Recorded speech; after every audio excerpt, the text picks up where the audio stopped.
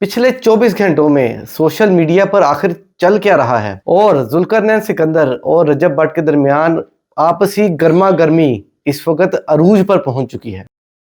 अगर आपने पिछले 24 घंटों के दरमियान इंटरनेट चेक किया होगा तो आपको महसूस हो रहा होगा कि इंटरनेट के अंदर क्या गर्मा गर्मी चल रही है। एक तरफ तो ईरान और इसराइल और अमेरिका आपस में गुत्थम गुत्था हो रहे हैं और दूसरी तरफ रजब भट्ट और जुल्करनैन सिकंदर ने माहौल को गर्म किया हुआ है। जैसे ही सोशल मीडिया का कोई भी प्लेटफॉर्म ओपन करें तो जुल्करनैन ऐसे आग बगोला, रजब भट्ट उसके ऊपर हावी होता हुआ नजर आ रहा है। नाज़रीन, आखिर ये हुआ क्या इन दोनों को? क्या ऐसी बात हो गई जिसके ऊपर ये दोनों एक दूसरे के ऐसे दुश्मन बन गए कि सोशल मीडिया पर आकर एक दूसरे के साथ तू तकरार करना शुरू कर दी? इनके दरमियान जारी ये ट्रोलिंग आखिर किस चीज को लेकर हो रही है और क्या वजह बनी कि ये आपस में इस तरीके से सोशल मीडिया पर आकर एक दूसरे के खिलाफ बयानबाजी कर रहे हैं? बल्कि एक दूसरे के खिलाफ तो नहीं, खैर अभी रजब भट्ट की तरफ से किसी किस्म की हमें कोई ऐसी इतला नहीं मिली है, लेकिन जुल्करनैन इस वक्त बहुत ही ज्यादा पका हुआ है। नाजरीन, पका हुआ मतलब फुल गुस्से में, और फुल गुस्से में इस वक्त सिर्फ और सिर्फ जो नजर आ रहा है वो एक फेमस कैरेक्टर जुल्करनैन सिकंदर है। आखिर जुल्करनैन को हुआ क्या है, पसे मंजर वाकया क्या है, क्या हुआ जिसको लेकर जुल्करनैन सिकंदर इतना आग बगोला हो रहा है और उसने रजब भट्ट के ऊपर मुख्तलिफ किस्म के इल्ज़ामात लगाने शुरू किए हैं। नाजरीन, यहाँ पर मैं आपको एक चीज़ ऐड इन करता चलूँ कि पिछले दिनों से लेकर अब तक सोशल मीडिया के ऊपर रजब भट्ट की तरफ से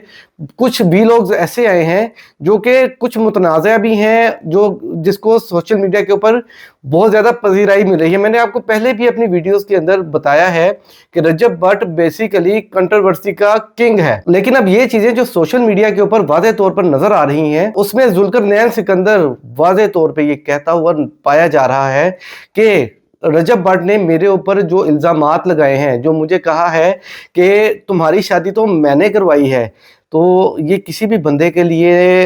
भाइयों ये चीज़ अच्छी नहीं होती। वो इस चीज़ को पर्सनली लेता है, वो इस चीज़ को डिसलाइक करता है कि उसकी ज़ाती ज़िंदगी के हवाले से आप सोशल मीडिया के ऊपर आकर ऐसे ट्रोल करें। रजब भट्ट का ये कहना कि मैं तो ये छोटी मोटी शादियों को अटेंड ही नहीं करता, इशारा था जुल्करनैन सिकंदर की तरफ, और जुल्करनैन सिकंदर का आगे से ये कहना कि भाई तुम्हें जानता कौन था, मैंने तुम्हें बहुत सारे डिस्काउंट दिलाए, अपने दोस्तों से फर्नीचर खरीदवाया और उनसे ये कहा कि भाई इसके हालात आजकल कुछ ठीक नहीं है तो थोड़ा सा डिस्काउंट इसको दे दो, और उन्होंने मेरे कहने पे ना सिर्फ इसको डिस्काउंट दिया बल्कि आला मेयार का फर्नीचर भी इसके घर के लिए प्रोवाइड किया। और ये सिर्फ पहले घर के लिए नहीं था, ये जब इसने रजब भट्ट ने एक नया घर बनाया या शायद खरीदा तो उसके लिए भी जुल्करनैन सिकंदर की खिदमात हासिल की और जुल्करनैन सिकंदर को कहा कि यार मुझे दोबारा से जो है उस शख्स के पास लेके जाओ,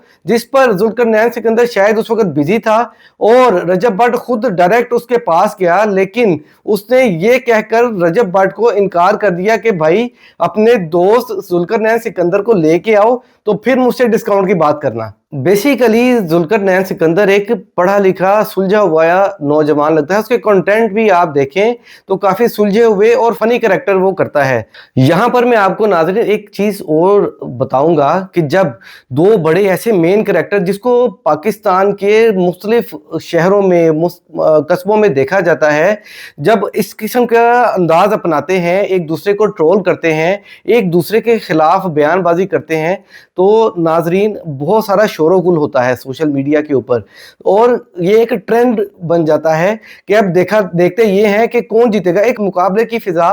कायम हो जाती है। अब जहां पर रजब भट्ट इस मुकाम पर है तो जुल्करनैन इस मुकाम पे है। जुल्करनैन को मैं इस मुकाम पे इसलिए कहूंगा कि जुल्करनैन एक पुराना खिलाड़ी है और बहुत अरसे से यूट्यूब के ऊपर अपने चैनल को चला रहा है। और यहाँ पर जुल्करनैन का एक और दावा भी है कि जब मैं सोशल मीडिया के ऊपर अपने कंटेंट करता था, जब मैं यूट्यूब चलाता था, जब ये सारे मामलात करता था, तो उस वक्त रजब भट्ट का ये हाल था कि ये मेरे आगे पीछे दौड़ता था। जी हाँ नाजरीन, اس کا یہ دعویٰ ایک بہت بڑا دعویٰ ہے اور اس میں یہ وہ کہتا ہوا پایا گیا ہے کہ رجب بٹ میرے آگے پیچھے گھومتا تھا تاکہ اس کو بھی میری وجہ سے فیم مل سکے. اور اس چیز کو لے کر رجب بٹ نے بھی کچھ طنزیہ کمنٹس اور طنزیہ ویڈیوز اپلوڈ کی ہیں جس میں اس نے ذوالقرنین کے بارے میں کافی ساری چیزیں بیان کی ہیں. اب یہاں پر ناظرین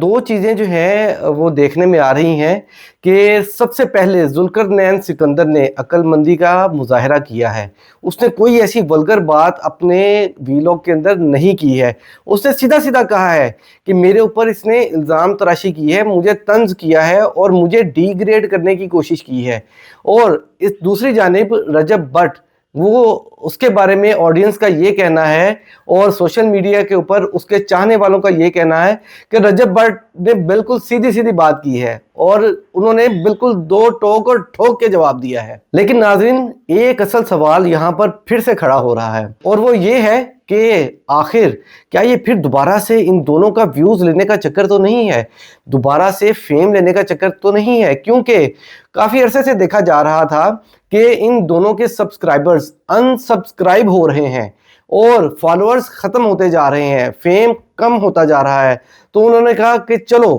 ایک ایسا میدان سجاتے ہیں جس کے اندر ہم ایک دوسرے کی پھینٹی لگاتے ہیں, ڈیجیٹل پھینٹی. میں یہ ورڈ اس لیے بول رہا ہوں کہ آمنے سامنے یہ آ کر کچھ بھی نہیں کر سکتے. یہ ڈیجیٹل پھینٹی صرف ایک دوسرے کو سوشل میڈیا کے اوپر نیچا دکھانے کی ہے, ایک دوسرے کے اوپر طنز کرنے کی ہے, ایک